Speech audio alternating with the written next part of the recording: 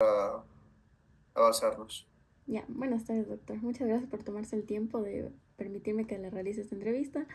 Mi nombre es Yamilet Puya, soy estudiante de la carrera de Psicología Clínica en la Universidad Politécnica. El motivo del día de hoy es por motivos didácticos sobre el tema de las etapas prenatal, perinatal y postnatal. Son unas preguntas muy cortas para realizar esta entrevista de una manera muy corta, para no tomar mucho de su tiempo. Ya. Bueno, a continuación voy a comenzar con las preguntas. ¿Qué se entiende por las lesiones cerebrales en las etapas tempranas del desarrollo y cómo impactan en la evolución neuropsicológica del niño? Las recepciones, disculpa, Las lesiones cerebrales. ya. Ya. Las, Eh, no sé, no. las lesiones cerebrales a nivel, es que se te cortó un poquito. Ah, ya. ¿Qué se entiende por las lesiones cerebrales en las etapas tempranas del desarrollo y cómo impactan en la evolución neuropsicológica del niño? Bueno, pueden haber lesiones más que cerebrales, es de tipo neurológico. Recordemos que cuando hablamos del componente neurológico, hablamos del sistema nervioso, que comprende el sistema autónomo, el sistema periférico, viene también este simpático y parasimpático, ¿no? Puede haber lesiones de dos tipos. La primera que es por no tener los cuidados correspondientes al momento de tener toda la etapa perinatal, cuando se está en la etapa de la gesta. En este caso, en el primer trimestre es muy importante mantener una dieta balanceada, no hacer mucho esfuerzo y sobre todo mantener la suplementación con el ácido fólico, con los complejos que se mandan como tal, ¿no? Porque si no, no puede haber un correcto desarrollo a nivel del endodermo, mesodermo y ectodermo. Entre una de esas patologías, la que generalmente se presenta es la espina bífida, y eso permite que la médula espinal se mantenga abierta, inclusive al momento de que el niño nace. Que eso es una complicación que baja mucho la tasa de vida y como tal afecta al componente central y periférico. Ahora, hablando de otros componentes en la parte más que todo desarrollo, retraso y crecimiento, existen varias patologías por consecuencia de secuelas debido a algo que se llama sufrimiento fetal. Cuando un niño está en la etapa de gestación y ya está próximo a nacer, o inclusive durante el segundo y tercer trimestre, suelen haber algunas complicaciones por patologías como la preeclampsia, hipertensión, y esto puede afectar el proceso de la perfusión sanguínea en el niño por medio el cordón umbilical que se alimentan. Entonces, si no reciben una correcta oxigenación, si no reciben una perfecta perfusión sanguínea que le requieren, pues los niveles de oxígeno van a ser bajos y obviamente eso va a tener una alteración a nivel cognitivo, a nivel neurológico, y eso inclusive impide que puedan ser desarrollados de manera correcta, y por eso vienen después las patologías como tales que los niños tienen una especie de retraso mental. Hay otro que se llama el síndrome del alcohólico fetal por ingesta de teratógenos, el consumo de tabaco, alcohol, como te dije, drogas también afectan mucho el desarrollo neurológico, y como tal no solo en la parte neurológica, el desarrollo físico, motor, sino que también cognitivo. Listo. Y por eso quisiera preguntarle que por qué es importante detectar estas posibles lesiones desde la etapa prenatal. La principal medida para prevenir este tipo de lesiones es la prevención y el correcto cuidado. Inclusive el gobierno, el Ministerio de Salud Pública, promociona varios programas, entre ellos la educación familiar por medio de la medicina general, la planificación de cuántos hijos se quiere tener, cuáles son los cuidados, los métodos de concepción, también los métodos de anticoncepción, que pueden ser hormonales, que pueden ser también físicos, que pueden ser también por medio de. Tú conoces los anticonceptivos como el preservativo, como la T de cobre, ¿no? Pero Ujú. también están los métodos de concepción como tal. Y una vez que ya se plantea, se parte de alguna pauta que nos permite conocer que existe el embarazo, que está presente el embarazo, lo importante es seguir las medidas de los cuidados prenatales. Son de 6 a 9 cuidados prenatales que se requieren como mínimo máximo para que pueda haber un correcto desarrollo, porque así se hace un control de cómo va la madre desarrollándose, la ganancia de peso, se van haciendo inclusive estudios ecográficos para ver cómo se va desarrollando el niño. Si no se tienen esos cuidados, si no hay una alimentación correcta, si no tenemos una dieta balanceada, si consumimos teratógenos, o sea, cualquier factor extrínseco va a afectar al niño directamente, y puede haber una alteración neurológica y también en la parte cognitiva, y degenerativa puede ser en varios casos. Listo. ¿Y qué factores durante el embarazo pueden causar un daño cerebral en el feto? Principalmente si hablamos de físicos, el que tenga el sobreesfuerzo, cuando las mamitas a veces no quieren hacer caso de que deben dejar de alzar cosas pesadas o hacer ejercicio, eso corre riesgo de que se pueda desprender la placenta y existen otras patologías. Con ello, como no, la placenta no va a estar muy adherida al útero, no va a haber una correcta llegada de la sangre, porque tú sabes que hay una conexión desde la parte cardíaca directamente con las otras arterias hasta llegar a la uterina y la uterina parte de ahí, la que se conecta con la placenta por medio del cordón umbilical. Entonces, ese tipo de pequeños traumas hacen que no haya una correcta llegada de sangre. La base de la mayoría de patologías que alteran es por la falta de oxigenación a nivel del cerebro. Eso por una parte, ¿no? Pero hay otros factores también que pueden afectar al niño desde cómo se siente desde la parte externa. El contacto que tiene la mamá, si es que está siendo el niño estimulado, si está la mamá sufriendo bastante, si tiene problemas con su entorno, todo eso también lo refleja y el niño lo sufre. El componente psicológico y tener una maternidad saludable, tener un periodo de gestación saludable es importante. Si nosotros permitimos que la madre tenga esa especie de efectos negativos, que esté recibiendo situaciones que puedan estresarla, que puedan generar ansiedad, eso también se ve reflejado y de cierta manera también comprende dentro de la patología el sufrimiento fetal. Y como tal, un descuido, el no tener en los cuidados prenatales eso. ¿Ves? Todo ese tipo de charlas y asesorías se las brinda mediante los controles prenatales por eso. Y por lo general se les sabe recomendar que en ese tipo de situaciones, si llegan a haber cosas familiares muy fuertes que no se puedan controlar, lo mejor es apartarse de ese momento y estar en un lugar donde se pueda estar más tranquilo, porque eso inclusive puede traer otras patologías como la hipertensión y en la etapa del embarazo es muy peligroso.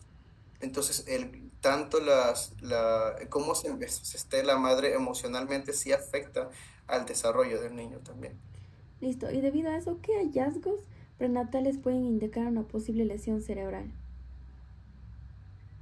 Podemos partir de los estudios ecográficos desde la parte clínica. No, también conocer los antecedentes de la madre, si es una madre joven, si fue víctima de violación, si consume alguna especie de droga, si no se cuida, si es un embarazo riesgoso porque tiene una morfología del útero que no está bien, no es normal, si también tiene alguna enfermedad previa o, por ejemplo, hablamos de enfermedades de transmisión sexual, si tiene VIH, si ha tenido sífilis anteriormente, puede haber un riesgo de reinfección. eh, que también tenga algún antecedente psiquiátrico es muy importante porque hay muchos casos de madres que no desean tener al hijo y lo tienen por obligación de presión social, presión familiar. Tampoco lograron tener el correcto método del aborto. En cierto caso, las personas que lo quieren hacer bajo los criterios que sí se puede porque, por ejemplo, fracasan o lo hacen de manera ilegal o no se toman la pastilla del día después, ese tipo de situaciones también afectan. Listo. Y durante el nacimiento, ¿qué eventos críticos puede producir un daño neurológico? En cuanto comienza la labor de parto, hay que clasificar al niño. Si es un niño que puede nacer normalmente por parto natural, es decir, por la vía vaginal, canal vaginal, o si es un niño que está en una posición que no es adecuada, ya sea perdón, cefálico-podálico, es decir, que las nalguitas estén ya directamente cerca de la vulva y la vagina, en la parte de encajamiento, o si es un niño que está con un doble cordón. Entonces, para eso se va haciendo los controles por medio de la evaluación de los latidos cardíacos por medio del toco, o también se va haciendo por medio de la ecografía y también por las maniobras de Leopold. Si no está un niño correctamente encajado de manera cefálica podal para que pueda partir ahí, es un embarazo riesgoso y es que hay que hacerlo por cesárea, ¿no? Y la clave de esto está en que en cuanto empiece la labor de parto, si es por cesárea, porque fracasa el parto vaginal, no hay que tener al niño mucho tiempo bajo ese proceso porque el útero se contrae. Entonces hay ese tipo de movimientos en los que el niño ya va saliendo y si no se comienza a asfixiar y se genera la asfixia perinatal porque como ya está desprendiéndose también en esos movimientos un poco de la placenta, entonces el niño ya no está recibiendo la correcta perfusión sanguínea, sino que se prepara para el nacimiento, para el alumbramiento y directamente comienza con el llanto. ¿No? Entonces, si no hay llanto, si la escala de Ashworth sale un poquito baja, ahí es cuando nosotros nos preocupamos. Entonces, lo básico, que comience el proceso de parto natural, si está complicado, ya sea porque la cavidad vaginal no es lo suficientemente dilatado, no hay un correcto borramiento, si es un parto de que él está en una posición distóxica que no es correcta para que esté por vía vaginal, se va por cesárea, si es una paciente que está con preeclampsia, con eclampsia, con hipertensión, tiene que ir directamente para cesárea, y si no se lo saca el niño rápido, ahí están las consecuencias, sobre todo en la parte del desarrollo neurológico. Por eso hay niños que se demoran mucho en sacarlos y los niños ya nacen un poquito cianóticos, nacen un poquito azulitos y hay que estimularlos y en el peor de los casos, pues como no recibió la correcta oxigenación y ya su cuerpo se preparó para el nacimiento y no estaba afuera, pues en el peor de los casos fallecen por falta de oxigenación, porque no pueden todavía iniciar el llanto. Listo. ¿Y usted tal vez ha presenciado alguno de estos casos, como los antes mencionados? Sí, sí presencié algo que se llama un mortinato. Y realmente es algo muy fuerte porque mentalmente con uno también como personal de salud sí, sí lo marca. Fue una chica, recuerdo que tenía 17 años, que había sido víctima de violación de un tío, pero aún así ella decidió tener al hijo. Obviamente este era un parto riesgoso porque inclusive tuvo un estado de preeclampsia, no se estaba cuidando, no sabía que estaba embarazada, sino hasta después de como 15 16 semanas de gestación, no tenía los correctos controles prenatales, no tomó la suplementación correcta y durante todo el proceso de alumbramiento, ella, o sea, como llegó de emergencias, ni siquiera tuvo, como te digo, algo que nos daba como antecedentes, nos dimos cuenta que el canal vaginal no estaba lo suficientemente dilatado ni había el correcto aborramiento y el niño ya estaba prácticamente saliendo. No, la cabecita de él no iba a salir por ahí. Y estábamos tan saturados y estábamos tratando también de cubrir la preeclampsia que tenía, que, o sea, en el proceso que se le iba a preparar para el quirófano y todo, como llegó tarde, fue en cosa de 10 minutos. Imagínate que llegaron las emergencias, que le cogemos los datos en 2 minutos, lo básico, que entrar al quirófano, el niño ya estaba la cabeza saliendo ahí y estaba con una presión muy fuerte. Entonces, en lo que se le intenta sacar, el niño tenía triple cordón en la cabecita. Entonces, te imaginas en lo que se lo saca, ya el niño ya estaba asfixiado. Y obviamente fue un mortinato. E inclusive la cabeza sufrió mucho, que de lo que está normalmente, el niño desde cuando es pequeño tiene todavía las suturas craneales que son un poquito blanditas, son cartílago, pero él las tuvo, fue tan estresante todo ese proceso que hasta la cabecita se le hizo un poquito como aguacate, de lo que no salía por la cavidad vaginal. Y obviamente salió, pero muy mal formadito la cabecita. Y tenía inclusive la espina bífida, o sea, tenía abierto la partecita de la región lumbar, había una abertura, no estaba completamente cerrado. Eso fue un episodio bastante fuerte que yo presencié. Claro. Y debido a esto, en los primeros meses de vida, ¿qué signos clínicos se podría indicar que hubo una lesión cerebral? Como tal, signos clínicos que te permitan conocer que existe algún riesgo en el desarrollo neurológico del niño, se puede, desde la perspectiva como que más clínica, es estudiar por medio de ecografía para saber si el niño está correctamente con el índice de líquido amniótico correcto, que si el niño está también desarrollándose correctamente. Ahí inclusive está la prueba del tamizaje neonatal que se hace cuando nace después para saber si es que no tiene alguna enfermedad metabólica. Pero como tal de que indica que el niño va a nacer así, son otros tipos de estudios.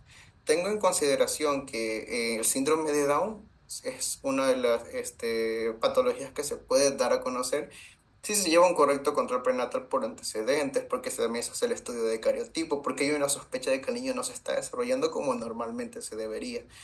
Pero de que diga que el niño va a tener un desarrollo neurológico como tal es solo de esperarse con los antecedentes que tiene y con los cuidados que se esperan, ¿no? Y es un milagro realmente que si no se tiene un correcto cuidado, si no hay unos correctos controles prenatales, si no se alimentó bien y si se tienen antecedentes fuertes, que el niño nazca bien y no tenga ningún problema, es algo súper guau, pero es muy difícil de visualizarlo.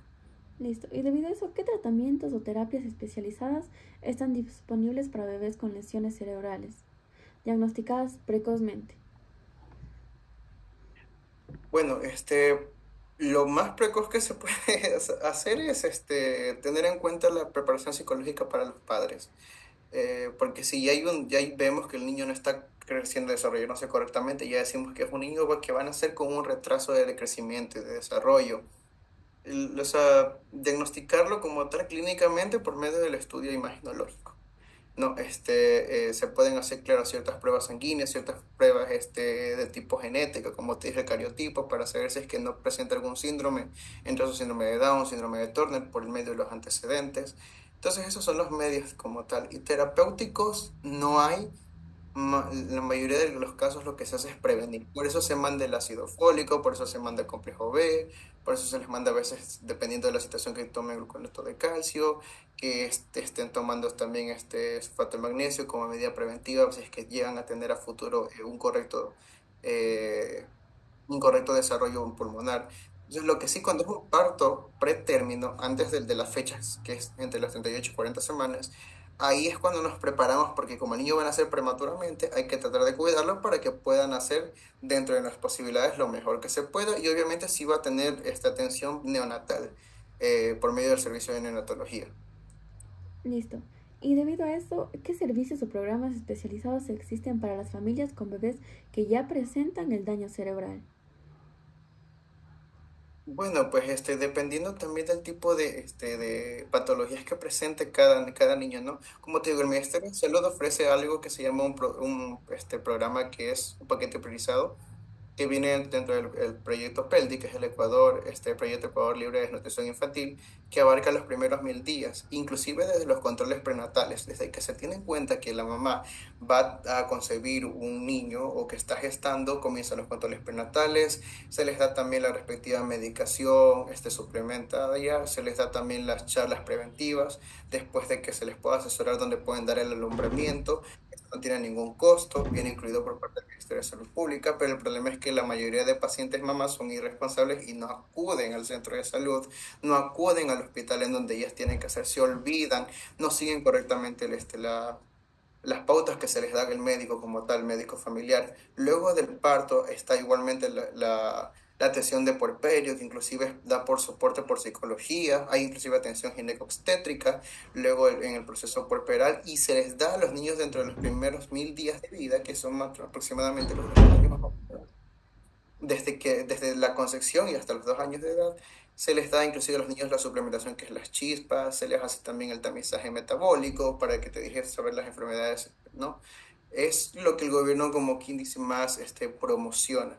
Pero sin embargo hay un poca atención y adherencia de parte de las madres, y por lo general tienden a incompletar ese tipo de servicio que se lo da gratuito el gobierno, porque suelen ser impacientes, porque no respetan las citas y después van a médicos particulares y son diferentes opiniones, no hay un seguimiento correcto. Pero sí hay ese programa, como te digo, uno de ellos es el PELDI.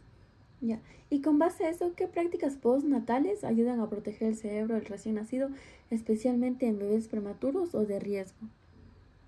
En bebés prematuros y en embarazos de riesgo, si se puede, el parto natural y todo, es sobre todo dejar un tiempo prolongado, hasta un máximo de 1 o 2 minutos, el cordón umbilical sin cortarlo, para prevenir la anemia y también para prevenir que el niño esté con un bajo índice de glóbulos rojos en el cuerpo. Y algo que es muy importante, y que hay algo que se llama el establecimiento de salud amigo de la madre y el niño, este programa denominado SAMI, que la mayoría de centros de salud, hospitales del Ministerio de Salud lo promocionan, permiten que se dé un parto saludable, en el que haya atención, en el que haya acompañamiento por medio de alguien de apoyo familiar, madre, esposo, hermano, alguien muy cercano a la madre gestante, que se pueda tener el contacto piel a piel desde el nacimiento, para que ese tipo de situaciones ayuden al niño también a que se pueda desarrollar. Porque el niño también siente. Piensan que porque está a veces está en el vientre, los niños no perciben, pero los niños sí tienen todo ese tipo de afecciones por el medio externo y también sufren, y eso de ahí les genera en la parte psíquica, y en la parte también del desarrollo del pensamiento, conforme pasan los años también los afecta, pero sí. Listo. ¿Y qué tipo de seguimiento clínico y neuropsicológico y terapéutico puede mantener una duración en la infancia y en la adolescencia? Discúlpame que se me cortó un poquito porque pasó un avión. Ya, no se preocupe. ¿Qué tipo de seguimiento clínico, neuropsicológico y terapéutico debe mantenerse durante la infancia y la adolescencia? Pues como te dije, en este programa PELDI no solo se habla con la madre, sino también con el niño y el médico lo revisa constantemente. Se hace un control de peso y talla. Se sabe que ese niño no está creciendo como normalmente debe, si no se está alimentando como realmente debe, no se está promocionando la lactancia exclusiva durante los 6 meses, van a haber consecuencias. Entonces, por lo general, los controles se le dicen, mamita, si le está dando de lactar, le está dando leche de fórmula, qué pasa y según eso vamos derivando la situación. Lo ideal es que el niño se mantenga los 6 meses de lactancia solamente materna, que no se dé otro tipo de leche artificial, pero hay obviamente excepciones en las que las madres no pueden dar de lactar, tienen alguna especie de complicación que no les permite dar de lactar, entonces ese tipo de situaciones nos permite ver que el niño más o menos va teniendo un riesgo, ¿no?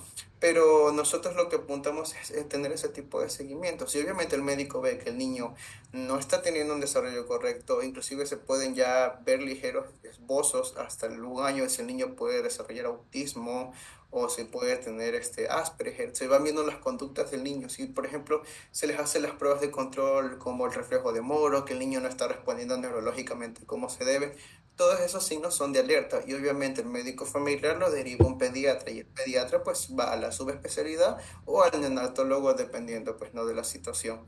Pero siempre hay un seguimiento. El primer filtro está en los controles del niño después del nacimiento.